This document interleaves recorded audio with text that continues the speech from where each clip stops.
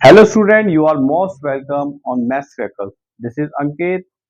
In this video, we'll discuss some basic concept of exercise 1.3 of number system. So let's start it.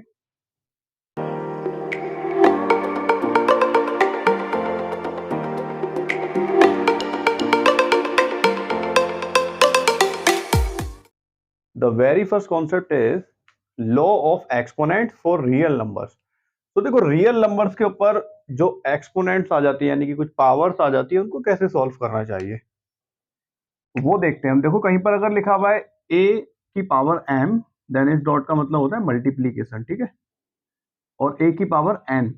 तो इसको हम कैसे calculate करेंगे? तो इसको कैलकुलेट करने का सिंपल मीन है a और जो m प्लस n है, जो दोनों पावर है वो क्या हो जाएंगी, यहाँ पर ऐड हो जाएंगी। ठीक है, दोनों पावर क्या हो जाएंगी, ऐड हो जाएंगी। तो ये हो जाएगा हमारा फाइनल आंसर। जैसे मान लो इसको सिंपल एग्जांपल लेकर करते हैं अगर हम, तो कैसे करेंगे? जैसे मान लो यहाँ पे एक की जगह आप कुछ और नंबर ले लो, जैसे आप 5 ले लो, ठीक है। जैसे यहाँ पर आपने ले लिया 5, ठीक है। तो 5 की पावर लेट्स सपोज 2 ले लिया, देन मल्टीप्लाई बाय 5 की पावर 3 ले ली, ठीक है।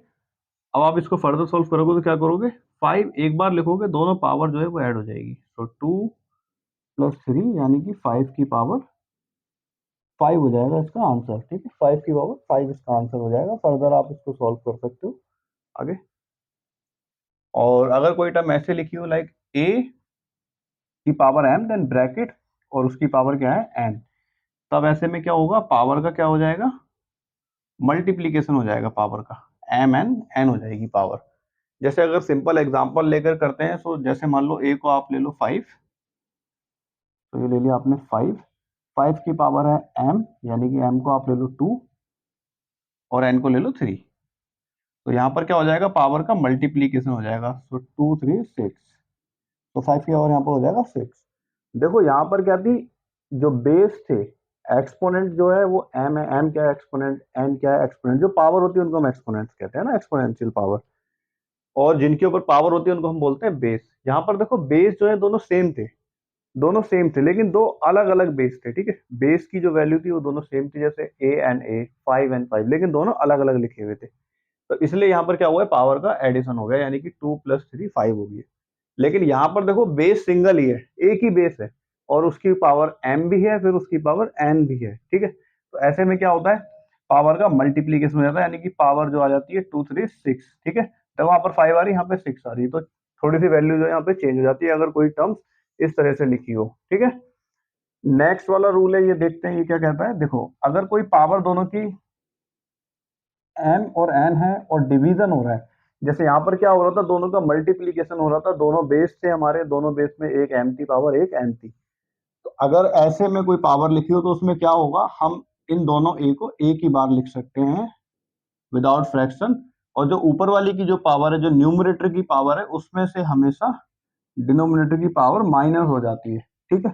जैसे अगर इसको सिंपल एग्जांपल लेकर अगर हम समझते हैं, लेट्स सपोज ये लिखा हुआ है 5 की पावर 3 डिवाइडेड बाय 5 की पावर 2, तो इसका आंसर क्या आ जाएगा, 5 को एक बार लिखेंगे, सो 3 माइनस 2 यानी कि 5 की पावर 1 आ गया आपका आंसर, ठीक है। अगर इसका अपोजिट लिखा हो, जैसे समझ लो कहीं पे लिखा हुआ है, लेट्स सपोज 5 की पावर 2 ऊपर लिखा हुआ है और 5 की पावर 3 नीचे लिखा हुआ है, तब हम इसको कैसे करेंगे, 5 की पावर 2 माइनस 3, और आपका आंसर आ जाएगा 5 की पावर, देखो 2 में से 3 जाएंगे तो आएगा आंसर क्या, -1, ठीक है। -1 का मतलब क्या होता है, 1/5, ठीक है।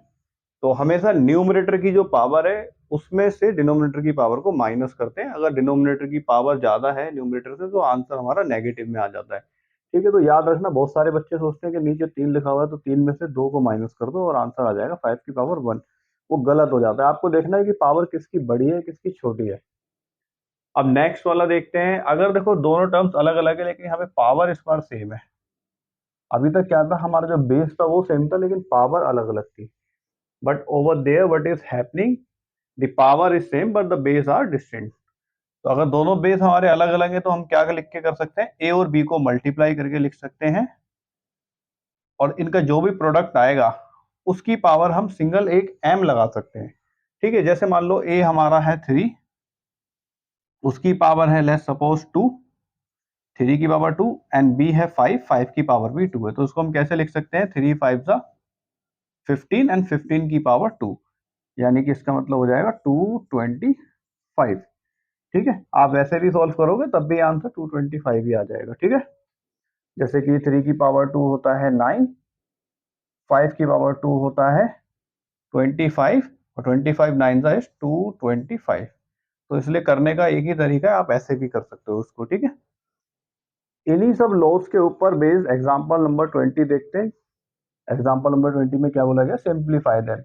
थोड़े से देखो इसके अंदर पावर जो है वो थोड़ी डिफरेंट दी गई है, लाइक फ्रैक्शन में हमें पावर दी गई है, लेकिन जो रूल है हमारे वो यही वाले फॉलो होने वाले हैं। आपको बस कैलकुलेशन करनी आनी चाहिए, है ना। जो फ्रैक्शनल वैल्यू होती है उनकी तो कैलकुलेशन करनी आती ही है आपको। तो देखो यहाँ पे दोनों बेस क्या है हमारे, बेस दोनों सेम है, लेकिन दो अलग अलग बेस है, लेकिन दोनों की वैल्यू सेम है। ठीक है, जैसे ये वाला केस है ये। तो ऐसे में क्या होगा, जो दोनों पावर होंगी हमारी उनको हम ऐड कर देंगे। सो दो को हम एक ही बार लिख देते हैं और दोनों पावर को हम ऐड कर देते हैं। नीचे का दोनों पावर का बेस भी सेम है तो डायरेक्ट मल्टीप्लाई हो जाएगी। तो 2 + 1 = 3 बाय 3, ये 3 से 3 कैंसिल आउट हो जाएगा। तो इसका आंसर क्या आ गया, 2 की पावर 1, जिसका मतलब 2 ही होता है। ठीक है, 2 की पावर 1 लिखने की जरूरत नहीं, सभी चीज की पावर 1 होती है अगर कोई पावर नहीं दी गई हो। यहाँ पर देखो ये वाला केस है। यहाँ पर जो हमारा बेस है वो सिंगल एक ही बेस है और उसकी दो अलग अलग पावर है। तो ऐसे में क्या बताया था मैंने, पावर की जो है वो मल्टीप्लाई हो जाती है ना। तो यहाँ पे पावर की मल्टीप्लाई कर देते हैं। तो 3 1/5 मल्टीप्लाई बाय 4। तो देखो 4 की मल्टीप्लाई इसकी न्यूमरेटर से हो जाएगी। तो 4 1 से 4, सो 4/5 जो है हमारा आंसर आ जाएगा। थोड़ा बड़ा करके लिख देते हैं। ठीक है, ये इसका फाइनल आंसर आ जाएगा। तो फ्रैक्शन में भी घबराने वाली कोई भी बात नहीं है। ठीक है, कैलकुलेशन करनी आनी चाहिए। तो कैलकुलेशन इजी कैलकुलेशन है, 7th 8th की कैलकुलेशन है ये। अब आप 9th की स्टडी कर रहे हो। तो अब देखते हैं हम यहाँ पे, यहाँ यहाँ देखो ये वाला केस है। दोनों के दोनों जो वैल्यू है वो सेम है, लेकिन पावर दोनों की डिफरेंट है और दोनों वैल्यू में किसका रिलेशन है, डिवीजन का।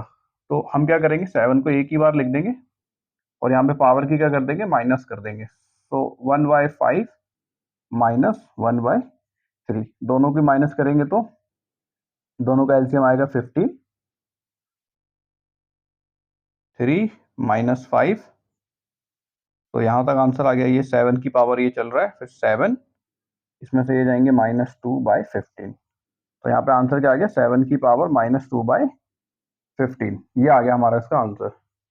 ये वाला क्वेश्चन देखते हैं। दोनों अलग अलग नंबर्स हैं लेकिन पावर इस बार सेम है, यानी कि ये वाला केस है। तो इसको सॉल्व करने के लिए क्या बताया था, दोनों नंबर्स को मल्टीप्लाई करके लिख दो और दोनों पावर एक ही बार लिख सकते हो। ठीक है, तो 17 13 इज 221 और पावर हम एक ही बार लिख देते हैं।